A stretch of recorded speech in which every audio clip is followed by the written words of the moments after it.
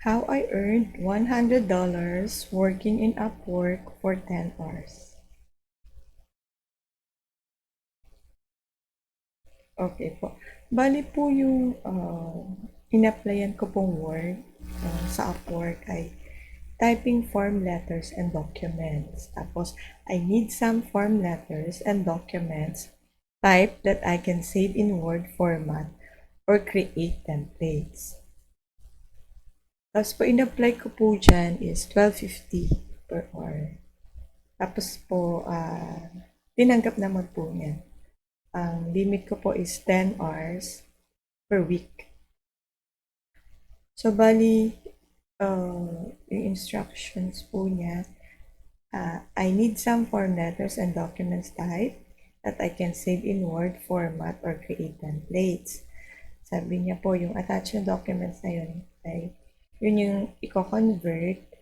Tapos po yung dapat 12 points po siya, times New Roman, 1 inch po lahat ng margin. Yun pong document, legal documents po siya with 48 pages. So, tinype ko po yun ng 10 hours. No? Yung una ko po nung Monday, April 19, umabot ako ng 9 hours and 20 minutes. Tapos po nung Tuesday, 40 minutes na lang po. Tapos sinubmit ko na rin po sa kanya yun nung Tuesday. Tapos po nung April 30, dun po sa timesheet ko makikita niyo yung service fee 25. Yun pong 10 hours ko kasi nga 12.50 po siya, 125 po.